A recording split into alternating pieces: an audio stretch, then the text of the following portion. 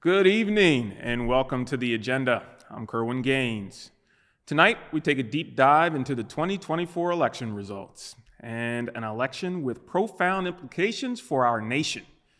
In a decisive return to the White House, Donald J. Trump has been reelected, reflecting a dramatic shift in national priorities. This outcome tells us more than just who won. It reveals a new direction for our country. This evening, we'll explore the results that will shape the next 4 years, from swing states to local victories right here in Delaware.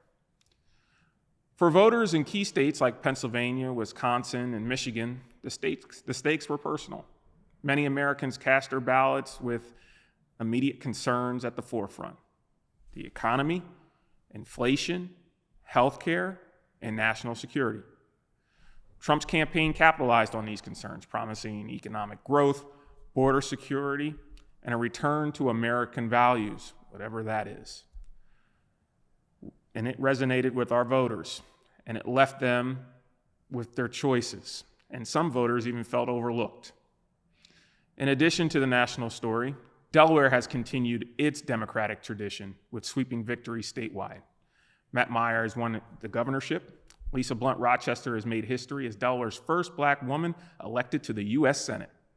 This historic moment highlights the state's progressive leanings and reaffirming Delaware's commitment to representation and social equality. As we go through tonight's results, we'll examine not only who won, but also the reasons behind these choices and what this means for our communities. Let's get started. The presidential election results and swing state dynamics. Let's begin with the border and the national perspective of the border, focusing on swing states that proved decisive in Trump's victory. In Pennsylvania, where Democrats had hoped to hold their ground, economic fears and the desire for stability shifted the vote. Trump's campaign targeted communities in Pennsylvania, especially in the Rust Belt, emphasizing the need for job security and a direct economic support connecting deeply with voters there.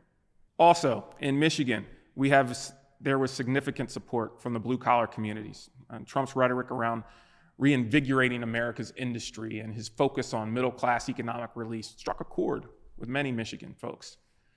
Many Michiganders felt left out by recent policy shifts that seemed focused on green energy and the future economic shifts rather than immediate issues impacting their livelihoods. Now, this is the big factor, voter turnout, and it's a crucial factor. Exit polls suggest that while Democrats attempted to mobilize the younger and minority voters, these groups didn't show up in the numbers that we expected. Many voters were focused on social justice and climate reform, topics central to the Harris campaign. Yet these issues, while important, I don't want you to think that they're not important, they just didn't connect on the same level with the broader population grappling with inflation and border security and job insecurity. This gap, this turnout reveals that the challenges for Democrats and what they face is appealing to both urban and rural voters alike. Wisconsin, too, saw a similar shift. Voters concerned with rising cost and a perceived lack of responsiveness to rural issues leaned Republican. The Democrats faced difficulties rallying support among suburban and rural voters who felt more directly affected by inflation and were looking for immediate action rather than long-term promises. So what does this mean, Democrats? Simply put, it means that Democrats are going to need to reassess their approach if they hope to win back these pivotal states. Swing states and the results tell us Americans want leaders who address their immediate concerns and provide direct, actionable solutions. That's what they want. It's what we need in America. Can we say that Kamala Harris didn't do this or didn't do that, and Trump did do this and did do that? I don't know. It's all history at this point. But America has made it very clear that we must be heard. We must be heard. We have to have more of those kitchen table conversations. We can't skip over states just because of their electoral college numbers aren't going to help us either way. They're still people, and they still require a great deal of help and deserve to be listened to. And they proved it at the polls. Now let's turn to the Senate.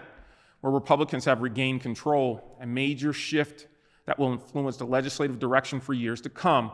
With a Republican majority, the Senate will likely pivot towards fiscal conservatism, a focus on strengthening national security, and a possible reforms to health care.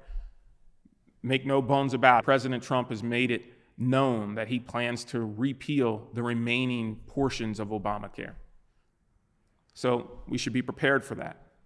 This change also impacts judicial appointments. Over the next 2 years, as vacancies arise, we could see a shift in the balance of the judiciary with potential long-term effects to decisions related to healthcare, immigration, environmental protections. Many Americans voted for a balance of power, hoping that the Republican Senate would check the policies that they feel have exacerbated inflation, crime, and border issues. With the Senate's new composition, we're likely to see more robust discussions around reducing government spending and securing the border and redefining economic policy. The Republican leadership in the Senate now has the mandate to bring forth policies that reflect these values, but the question remains, can they deliver? I don't know. I am worried that we're going to run into another stalemate in Congress, and we just can't afford another 4 years of that. I think the Delaware delegation has a big responsibility at this point. They must continue to reach across the aisle to push this country forward, and we as Delawareans must demand that. Delaware has once again shown its commitment to progressive values, with the Democrats securing every statewide race. Matt Meyer, with a focus on education reform, housing affordability, and accessible health care, has been elected governor. For Delawareans, Meyer's win is a vote for the continuity.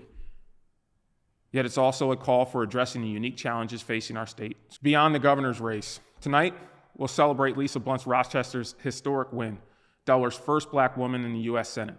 This is groundbreaking. It's a moment for Delaware and a strong signal to our nation about the dedication to inclusive representation. Blunt Rochester's campaign emphasized economic reform, healthcare, equity, and messages that deeply resonated with our people of our state. And another historic achievement, Sarah McBride's election to the House as the first openly transgender representative is a testament to Delaware's progressive stance and commitment to diversity. Alongside her, Kyle Evan Gay's victory in the race for lieutenant governor further Delaware's push for leaders who reflect a modern and inclusive vision. With backgrounds in law and a focus on social equity, these leaders are positioned to drive meaningful change on issues that matter to all Delawareans. These wins reaffirm that Delaware remains firmly aligned with values that emphasize equity and equality and representation and a proactive policy. But with victories come responsibility, and our leaders must now act on those promises, on all that campaign rhetoric, particularly in areas like healthcare, economic access, security, and education. Now let's focus on Newcastle County, where residents voted for leadership changes that prioritize local issues. Marcus Henry, elected as county executive, is known for his commitment to housing, public safety, and community development. His background in public administration prepares him well to address issues critical to the county, from affordable housing to sustainable growth strategies. Monique Johns, our new president of the Newcastle County Council, also brings a fresh perspective to local governance. Her focus on transparency and community engagement has struck a chord with county residents.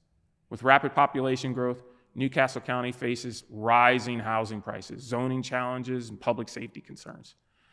Voters are hopeful that Johns will champion policies that promote sustainable growth while preserving the character of the local communities. These new leaders step into roles where they will be expected to manage rapid changes and balance the demands of economic development with the needs of their constituents. This is a pivotal time for Newcastle County as it stands on the cusp of growth. The people have entrusted Henry and Johns to represent their needs and keep the local government grounded in their service to the community. All right, to those who feel that this election threatens the freedoms and progress that we fought so hard to achieve, I'm asking you to hold fast. Dr. King's words remind us that we shall overcome, because justice and equality and liberty are more than aspirations. They are rights. Rights that live in every breath of our Constitution, rights woven in the fabric of our democracy. We have come too far to turn back. Civil liberties, race, gender rights, the dignity of every human being, these are not up for debate. They are cornerstones of this nation, the promises that we have made to each other across generations. And in a moment of uncertainty, it is our duty to stand up for that promise. Remember, progress isn't linear. It comes through persistence and courage of those that refuse to accept anything less than equality and justice. Now, in this time for us, it's time for us to rally together, to remind those in power that every American deserves freedom, opportunity, and respect. Our voices matter, our rights matter, and we will not be silent. So hold on to hope, and let it fuel you. Change is within reach. I can feel it. If we can believe in it, then we can demand it. And if we can work together to make it real, we shall overcome, because our resolve, our unity, and our commitment to justice are stronger than any single term or administration. The arc of history will bend towards justice, and it will because of each of us standing together. So where do we go from here? How do we rebuild civility and return to a place where elections are about ideas, not insults? It starts with us. It starts with asking hard questions, not just about candidates, but about ourselves and what we truly value. If we care about honesty, if we care about integrity, if we believe in the power of democracy to bring positive change, then it's time to demand better, to demand our leaders stop speaking to our fears and start addressing our hopes. Thank you for joining us tonight. Remember, it's not just the vote that counts, but the values we hold that will define who we are as a nation. I'm Kerwin Gaines. Be safe and be informed. And as always, stay engaged.